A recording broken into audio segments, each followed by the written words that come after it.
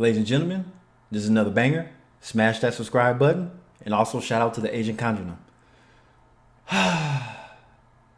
This doesn't come up much in the Asian community, but single mothers and looking for a sucker to pay off their remaining debt don't come up too often. Not unless the man is a foreign guy from America, Australia, or the UK, right? But let's see what happened right here. If you want to marry me, you have to help me pay off my mortgage and my loans. And of course, there's a sucker born every day, and they'll do it. Let's go. 28-year-old single mom Liang Xiao went on a blind date, bringing along her 3-year-old daughter. What she didn't expect was that the moment her daughter saw the man, she immediately wanted to play with him. Seeing how drawn her daughter was to this stranger, Liang Xiao asked her daughter if she liked the uncle. Her daughter nodded and said, yes. Liang Xiao was overjoyed to hear that. But to see if this man could truly accept her child, if he had the patience and the potential to offer her daughter real fatherly love, she decided to test him.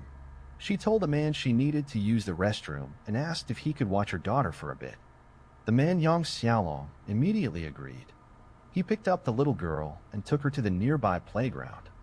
Liang Xiao, a bit anxious, quietly followed them. To her surprise, she saw that Yang Xiaolong got along with her daughter effortlessly. He even gently wiped the sweat off her forehead while playing. Watching this, Liang Xiao felt a spark of hope. This man seemed dependable, someone who could truly care for her child. But She then asked about his background. Yang Xiaolong, 29, works an administrative job at a hospital, earns about 5,000 yuan a month, and currently rents his home. He owns neither a house nor a car. Upon hearing that, Liang Xiao hesitated. instant killer right there. In the Chinese community, if you don't own your own shit, you walking on pins and needles with these women. Single mother or not. Though kind and patient, Yang's modest income and lack of assets made her unsure. She was carrying a heavy financial burden, still paying off a mortgage and car loan on her own. Liang Xiao runs a small beauty salon. While she technically has a house and car, both are under heavy loans. Being a single mom, she was under a lot of pressure, and she had joined the dating show specifically hoping to find someone financially stable to share. So basically, she ain't looking for love. She looking for money. Wow. So yeah. I mean, she ain't bad looking at all. But she needs help. She not looking for love. She looking for help. The load. After she applied, the matchmaking show aired her video. Yang Xiaolong saw her on TV and instantly felt a connection. He signed up for the show, asking specifically to meet her. The show organizers saw that the two were similar in age and arranged a meetup. The next day, both showed up at the appointed location. A matchmaker introduced them, and they began chatting. That's when Liang Zhao's daughter ran up and tugged Yang's hand, wanting him to play with her, which led to the touching scene earlier. Although Yang Xiaolong was clearly good with kids, his financial limitations still bothered Liang Xiao. So she asked him directly, I have car and house loans. Would you help me pay them? Without hesitation, Yang replied, I will. I'll help you pay off both. Liang Xiao thought she'd be moved. But instead, she followed up with a sharper question. If you help pay the mortgage, does that mean your name needs to be on the property? Yang smiled and replied, that doesn't matter to me. I just can't stand seeing you struggle alone.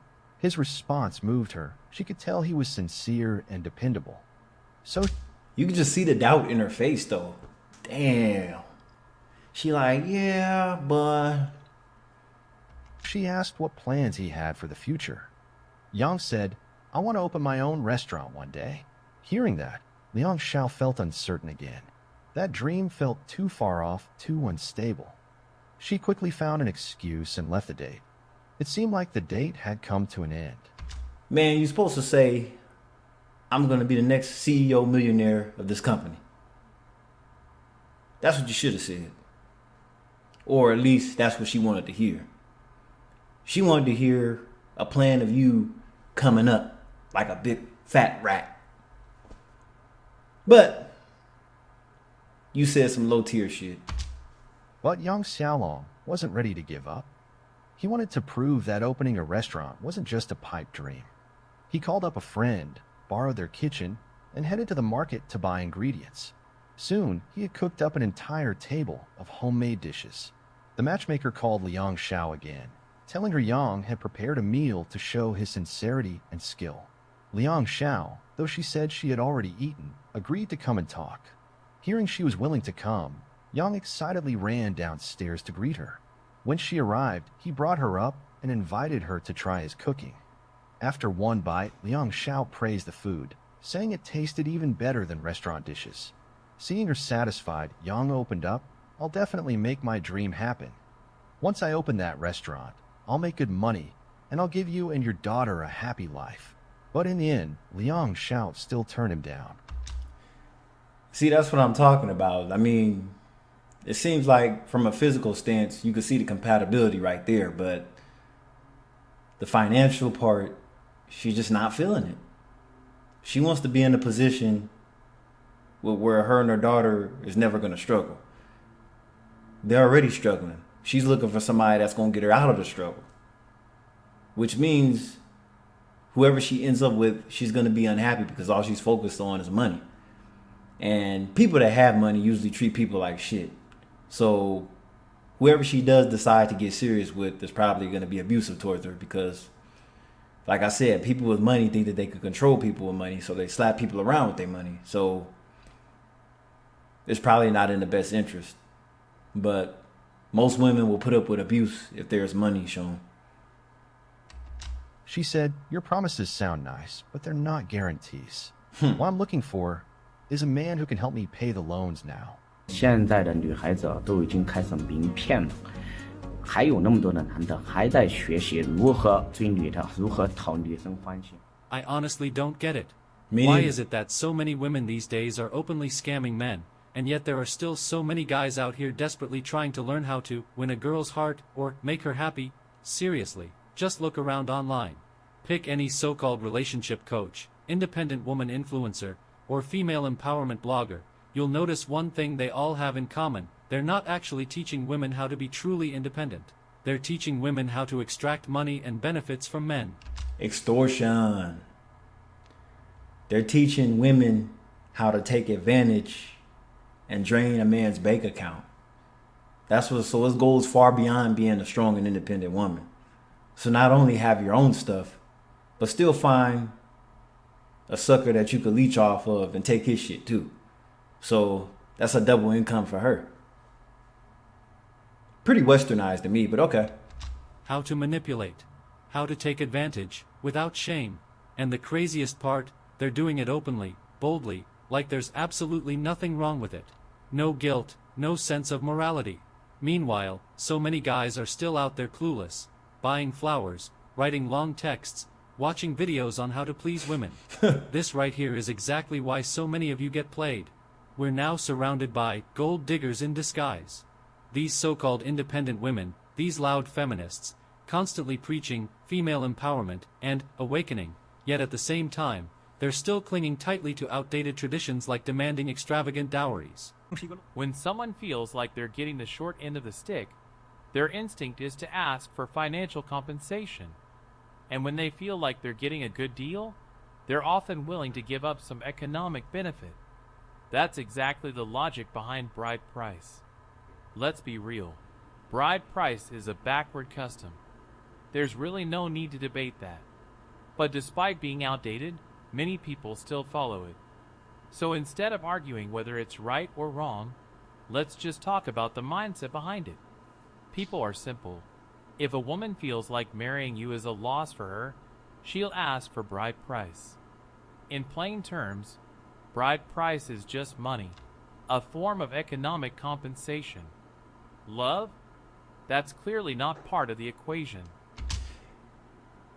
If she likes you, you don't have to pay. That's what we always hear. And honestly, there's no need to sugarcoat it. Women always know what kind of man they truly love. Think of someone like Wang Yibao or Jay Cho. If a woman had the chance to marry a man like that, she'd be willing to pay him just to stay. Bride price wouldn't even come up. That's because it's driven by something primal, raw attraction. She'd want to have his children. Why? because in her mind, that man holds high value, socially, economically, in status, everything. And see, that reminds me. I've always heard stories about couples about when they first met. Whether it was a social gathering, the guy was pretty much stalking the girl for a few months until she finally gave in and started texting back or flaked on him like 10 times. I just hear about all this chasing. And I'm like, so basically you didn't really like him at first, but now all of a sudden you like him now because he kissed your ass so good that you just gave in. But I'm like, what happens in the future?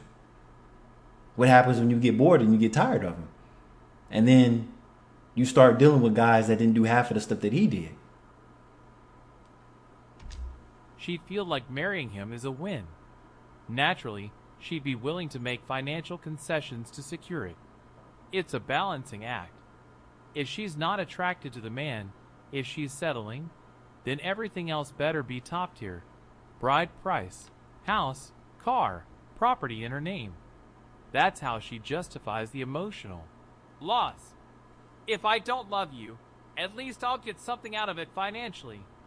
But if she's marrying someone she sees as high value, she knows she's the one getting a deal.